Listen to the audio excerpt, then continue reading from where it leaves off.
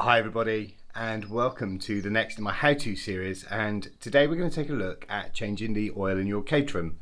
I've had a few other owners that have contacted me saying, oh Rob, can you just do a quick video on changing your oil, and that does include a couple of the 2020 Academy drivers, so thank you very much for the suggestion. Well, I've just come back yesterday from a track evening at Brands Hatch, and ahead of my first race it's now time to change the oil again. And I say again, so this car's got 1600 miles on it, and this will be the third oil change the car's had.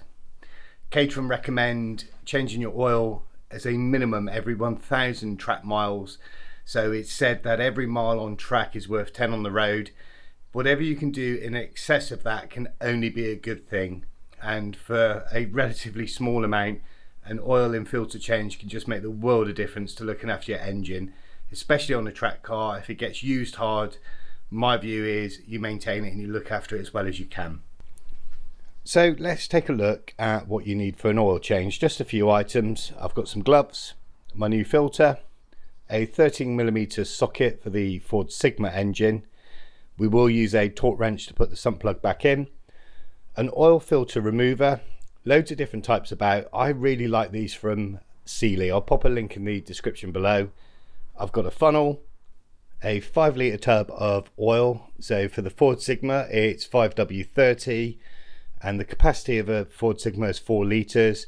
Again, it's very important you have the right grade of oil for your engine and the right amount, so please do check before commencing.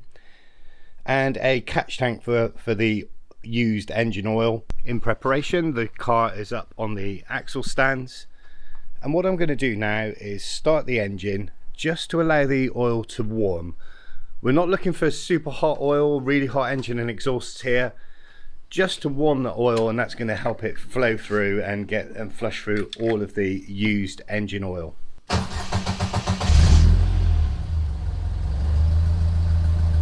Okay, with the engine off, just a couple of things to check. See if there's any oil to dispose of in the oil catch tank. Nope. And just in preparation for the other end of the process, I'm going to snip the cable tie that holds the dipstick in place. It's a really good idea with a Caterham, particularly on track, but as a matter of course anyway, to cable tie the dipstick. They have been known to lift, engine oil forces its way through, and you're in for a hefty repair bill. So for the cost of a cable tie, highly recommended. Next, I've got my catch tray in place, and I'm now going to loosen off the sump plug and allow the old engine oil to run through.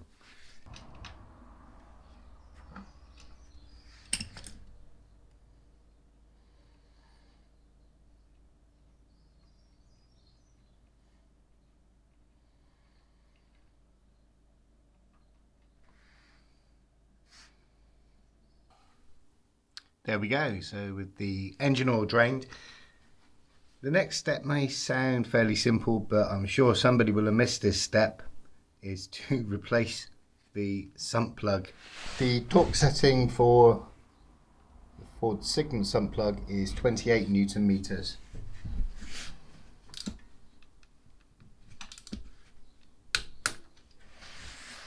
Going to make sure there's no oil drips here at all, as one of our final checks is going to be to make sure there's no oil leaking from the sump plug.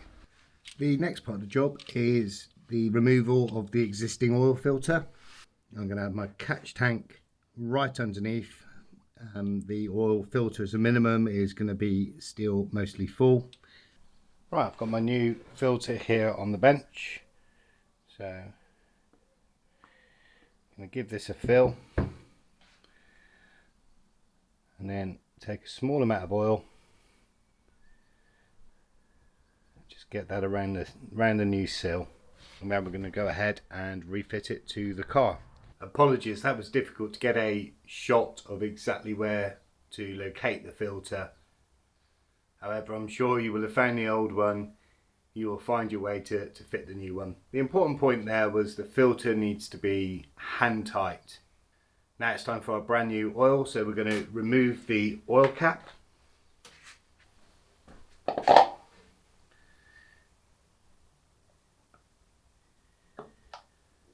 just going to go ahead and pour our oil in.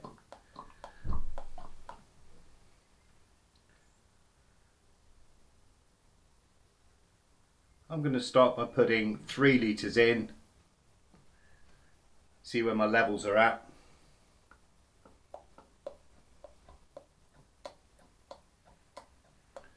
Much easier to put a bit more in than to take some out.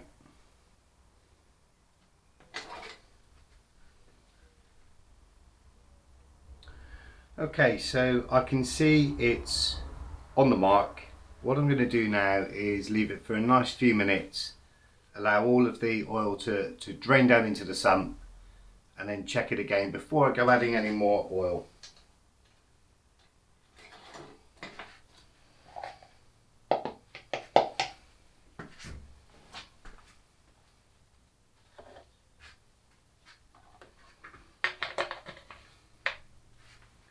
So the oil is on the upper mark.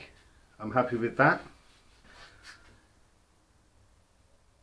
I'm going to go ahead and cable tie this dipstick.